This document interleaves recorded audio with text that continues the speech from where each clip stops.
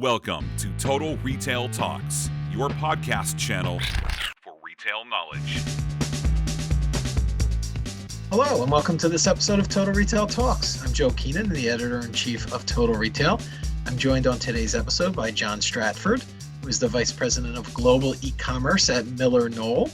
John and I are going to talk about the MillerKnoll brand portfolio and the e-commerce, specifically the e-commerce experience, and MillerKnoll's relationship with Salesforce and the implementation of its Salesforce Commerce Cloud and the impact that that's had on MillerKnoll's e-commerce business. So thanks for joining me today, John.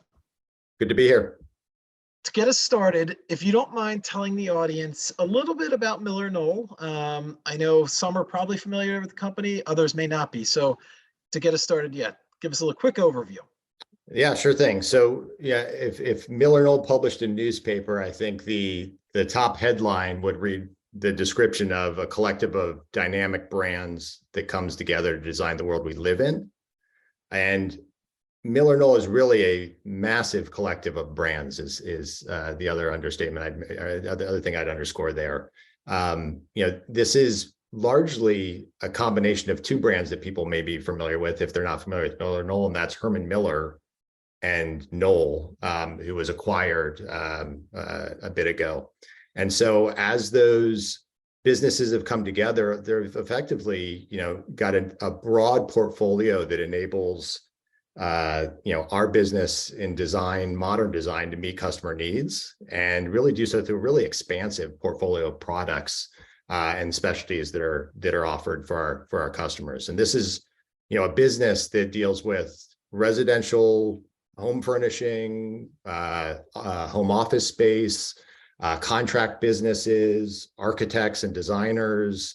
The list goes on and on. So there's just many arms to the business model itself.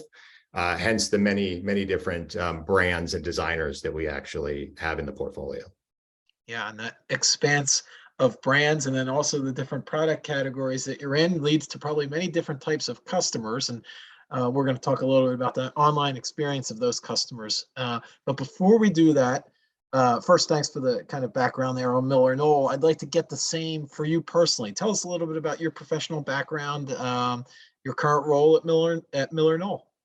Yeah, great. So I am a lifelong e-commerce operator. I've got 25 years of experience in the space, both functional experience within the front end of managing different teams like marketing or merchandising, and more broadly on the general management side. So the majority of my career has really been on the apparel side of the business. I started at Gap, and went through many different phases of job responsibilities and job descriptions there. But the last title I had was overseeing the global e-commerce operation for the Gap brand, which was many different websites on a homegrown platform.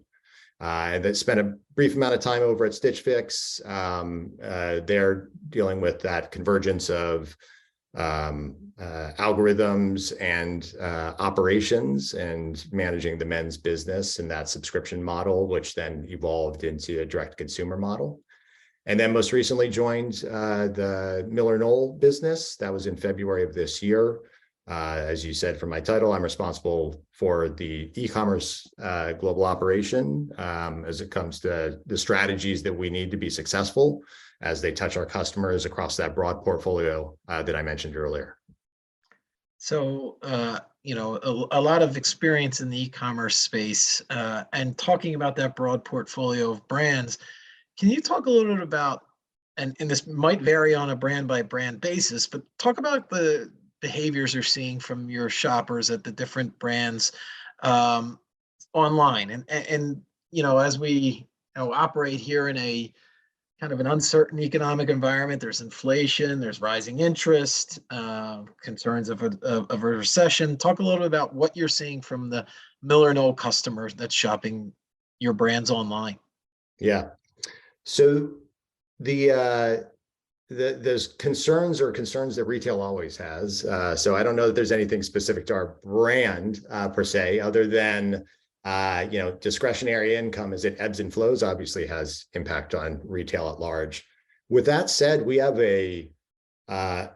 something maybe just to clarify, a little bit of a different, or at least from my experience, model to think through here. When you think about home furnishing and how much consideration is spent when determining, what you want, what other options there are for you, how to find it.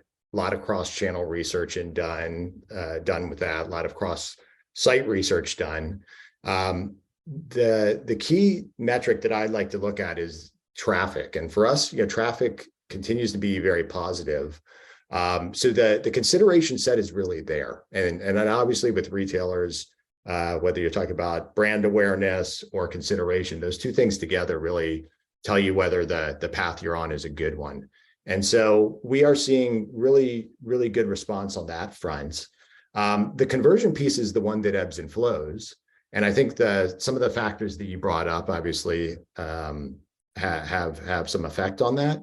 And so what we are doing is a lot of work in just ensuring that we're presenting the best experiences and the best interactions with our customers at any given time that'll help them make the best decision to buy what they need to. And that ebbs and flows. It is not a business like apparel in my background where I can tell you to buy a shirt today because I know you like shirts from us, and buy a shirt tomorrow because I know you like shirts from us. Conversion just doesn't happen with that frequency.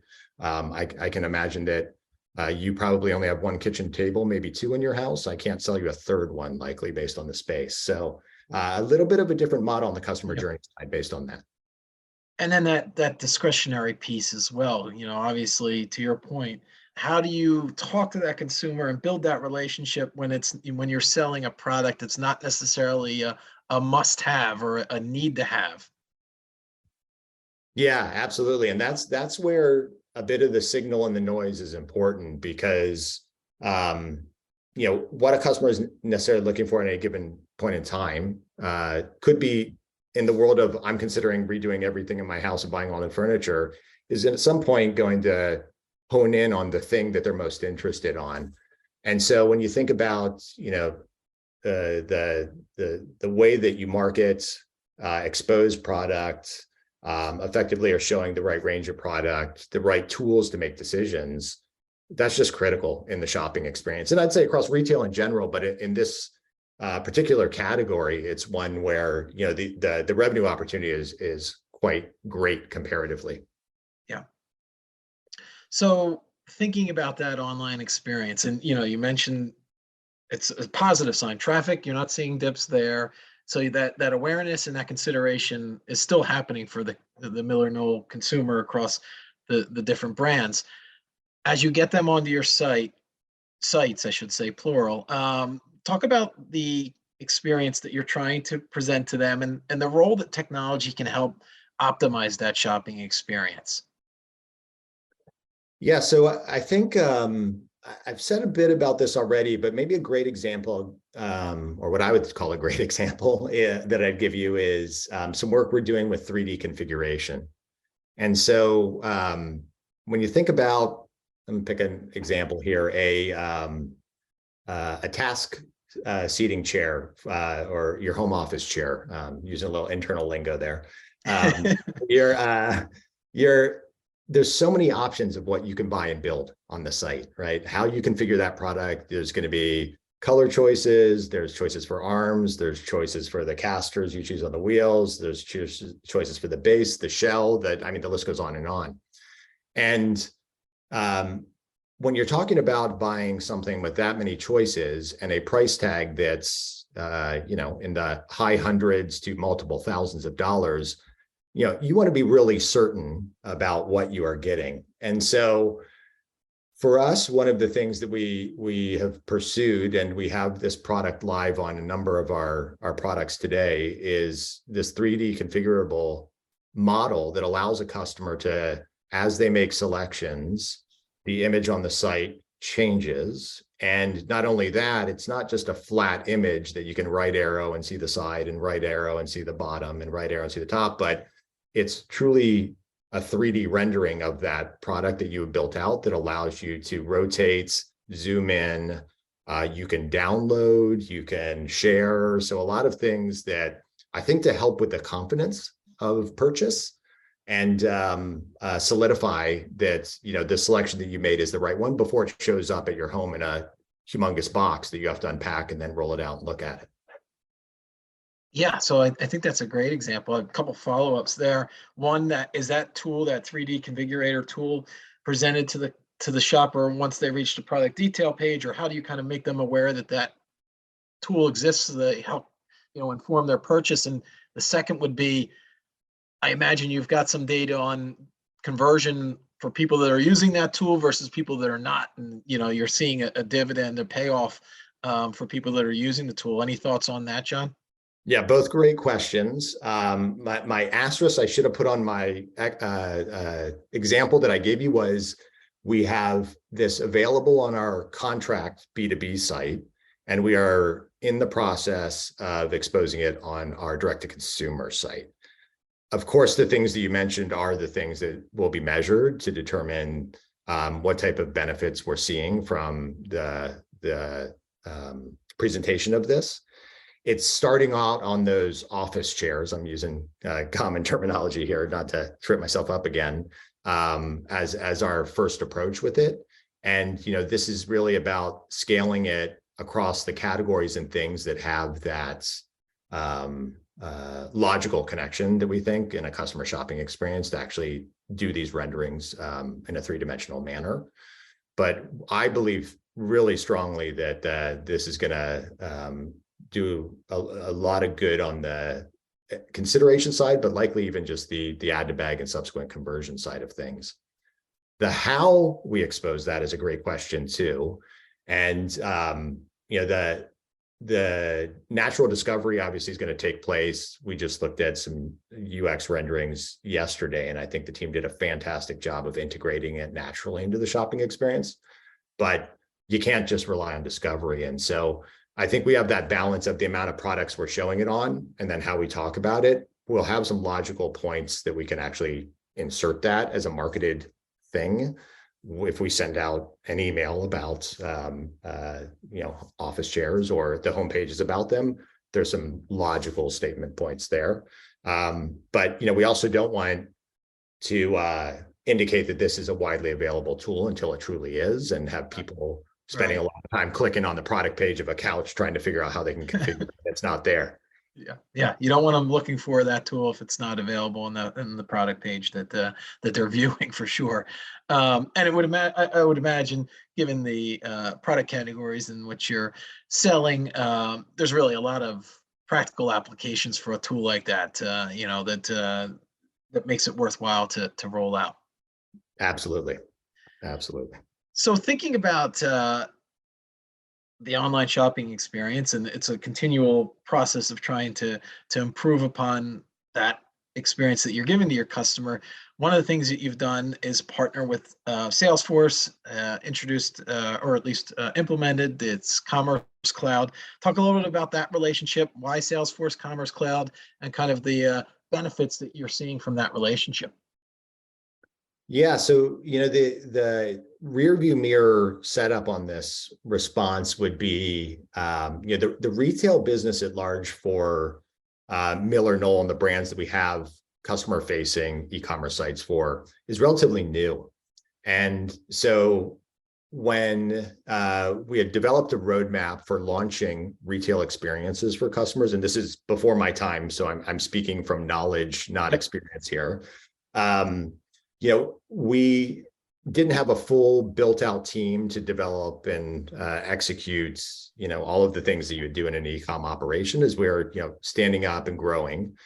And Salesforce was identified as the platform of choice because of the scalability involved with it, and, the roadmap of what we had looking ahead to accomplish. And, we worked with partners to help a lot with a lot of the integration work and the build, so that it was something that we could in fact scale and grow. And then as we built out our internal teams, had the knowledge of the platform to really manage from an internal standpoint as well there. So we've been pleased to date with what we've seen. And we continue to launch new sites. We just launched our Muto business on the Salesforce platform this year, and believe that is a really good platform for us to continue to scale with. As you get further into D2C selling, you mentioned this is a relatively new venture for MillerKnoll. There are probably going to be new technology solutions, new tools that you think are going to enhance the shopping experience, and that's you want to implement them on the different sites. That can be a full-time job. There's so many things out there in the marketplace, providers that you can work with, tools that you could introduce. Tell us a little about the internal process for you and your team in terms of vetting and then ultimately deciding and choosing a solution and rolling that out. Talk about kind of the process that happens at MillerKnoll. Yeah, that's it's a day-to-day live and breathe it process. Right, yeah. As you can imagine, there's no like one clear definition because there are so many puts and takes involved with it. But we are still continuing to build out our base level foundational, I would call it, work, the foundational work associated with our businesses. And again, reference back to the acquisition of Knoll. They had a retail e-commerce space as well, different platforms, different tools, different systems, like infrastructure, very different. And so a lot of the work that really has taken place is laying out foundationally, where do we need some cohesion and like a unified approach? And then what are we going to do on top of that that's going to allow us to, I'm a big fan of testing one versus the other. And we have these situations where I think we're going to be able to take some of our integrations or solutions and just look at them in a comparative way and make better decisions for what we go with in future state. So that kind of opportunistic work is built out on top of that foundational work when it comes to the roadmap itself. And then, as you can imagine, or may even know from experience, like you get these things that come in sideways that are necessary to develop for the business, or new potential initiatives that size really nicely. And this is really just about brick in, brick out, based off of comparative opportunity, the associated work that it's going to take to accomplish that from internal or external resources, and the funding we have at that given point in time. So I don't know if there's anything really magically different about our approach, but I think it works really well given where we are in our growth trajectory right now. So you're somebody that's been in the e-commerce space for a long time, have a lot of experience here. I'm interested to get your perspective, John, on more of a macro level, and you could certainly bring this back to a conversation about MillerKnoll as well. But are there any e-commerce related trends, behaviors that you're closely following? As we record this at the end of January of a new year, talk about kind of what you're seeing more on a industry-wide perspective as it relates to e-commerce. Yeah, I mean, there's no shortage of topics that could probably span many hours of conversation here. Exactly, right? The one that is like always in my head, I'd like to think of myself as very much driven by optimizing customer experiences in the digital space. And for me, personalization is really important. And especially when you think about our earlier conversation about kitchen tables, right? The value of the real estate on our site and the things which we can know about you that determine what you're looking for and help guide you through that. It's so important that we're able to pick up on that, because otherwise we may inadvertently keep showing you kitchen tables and bounce you off the site more than you actually need to be or want to be. And so I think personalization is one, and there's like just an end-to-end approach there that has a lot of opportunity. The other piece is loyalty. This has always been, or I shouldn't say always, nothing is always, but in retail, it seems like it's always been a topic of conversation. And the evolution of this as it applies to engagement in digital experiences and cross-channel experiences, as well as a cross-channel business model, that's one that I'm always keen to unpack a bit of what's out there and what's new and what are people trying. Obviously, the value of that is tremendous in a e-commerce or a retail space where you're really looking for greater lifetime value. And even in a premium business like ours, loyalty is essential in both the how we engage with our customer and the output of, but what's the model we should use for facilitating some of that. So I guess my follow-up may be connecting those two pieces that you talked about, the personalization and the loyalty, is that data that, that's kind of really the cornerstone for fueling those personalized and ultimately, hopefully, a loyal relationship with the customer. Talk a little bit about data collection, what you're doing, how that factors into those two things that you just called out, John. Yeah, that's a great question. And it goes back to, I think, even the question before, like we have foundational work that's been underway to enable that. So we have, a customer data platform that we have, I wouldn't say completed the migration of all the customer data from all of our brands together into one, but there's certainly a consolidation that's underway. And we've got some work with the marketing side of the house in laying out some of the ways in which we're going to apply customer journey activities against that platform. The other piece is we have enabled on our websites, we have a partnership with Content Square, which is a amazing customer experience platform that allows you to move from kind of like traditional metrics of measurement into much more modernized. And that is seeing how customers are engaging across experiences on the site and the journeys, and identifying opportunities for improving those experiences. So I am a big fan of letting humans do what humans do best and machine learning do what machine learning does best, and finding out how to get those two to marry together to make good quality decisions without questioning the other. And I think that we are on that very early stage of that journey, but already seeing really good signs of opportunities ahead of us. Yeah, that's a great segue into wrapping up this conversation on a real positive and looking to potential growth opportunities for MillerKnoll's. So I want to take this opportunity to thank John Stratford, again, the Vice President Global E-commerce at MillerKnoll, for joining us on this episode of Total Retail Talks. It's been a lot of fun. Thanks for joining me, John. Thanks for having me. Appreciate it, Joe.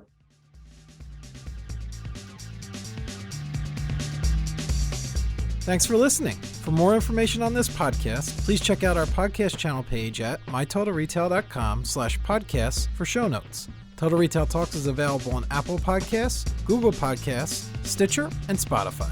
Make sure to subscribe on our podcast channel page as well. If you've enjoyed this episode, please take a few moments to rate and review this podcast. Thanks, and until next time, this has been Total Retail Talks.